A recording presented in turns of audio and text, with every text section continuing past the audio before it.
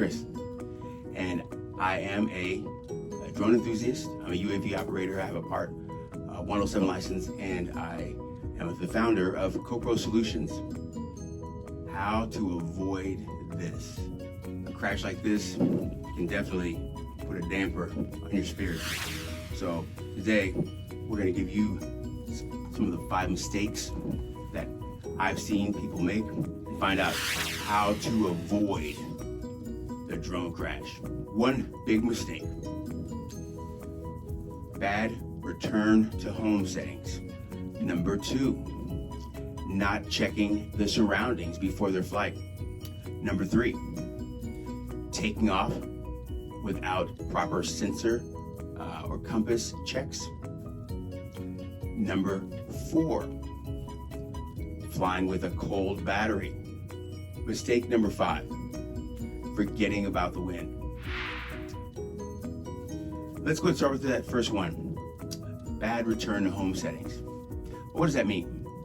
Well, return to home settings are actually on your controller, where your drone will fly back to you if it runs low on battery, or if you call it to return. It has a certain set of coordinates that it's prepared to do that. If you don't set those up properly in your controller, setting it at the right height, then the drone will return at a lower rate than it needs to. If it doesn't have the sensors on properly, then it can definitely hit every tree on its way back, buildings, anything in its way. If your drone doesn't return home, then you have to go find it. And that causes another problem too, because if it's lost or if it's landed on top of a building or whatever the case may be, then it's gonna cause you a bigger headache. The second one, not checking your surroundings. Checking your surroundings includes trees, includes light poles, buildings, any type of structure. Surveying that area is probably one of the most important things, and it doesn't take a lot of time to do it. Next up, taking off without the sensor or compass checks.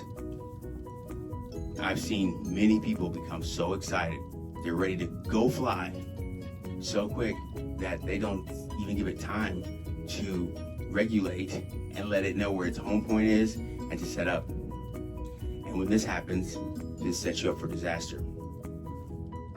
Another one is number 4, flying with a cold battery. Flying on a cold battery is like, what'll happen is your battery will read maybe 70-80%, and with the battery's cold, once it gets going, it'll actually read about 12% or 10%. And that happens, and if your drone doesn't have enough time to return back to home, then you definitely have a bigger problem on your hands as well.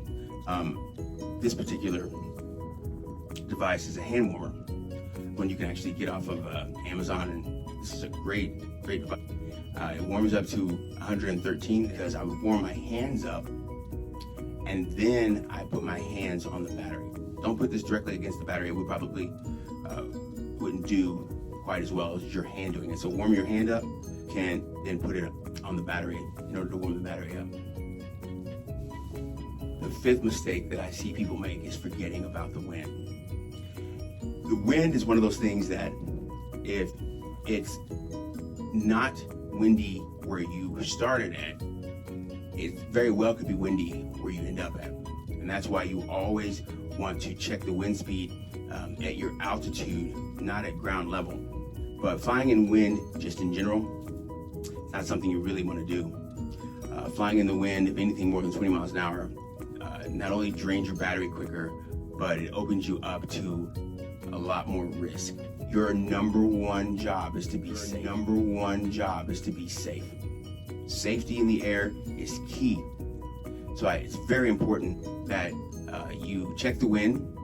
A good way to do this is to UAV Forecast is an app, along with Wind Finder.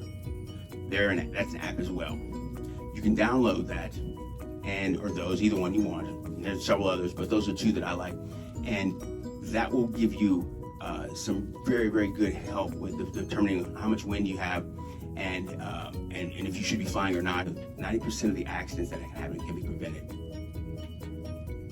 How do we avoid all of these? Here's a simple solution. Use the pre-flight checklist. Not part of the time, not some of the time, all the time. Don't talk about it, be about it. This is why I made it free. Download it in the show notes. You can have a free one. You can also get customized ones. You can do all types of things that I've set up for you guys down there, but please check that out.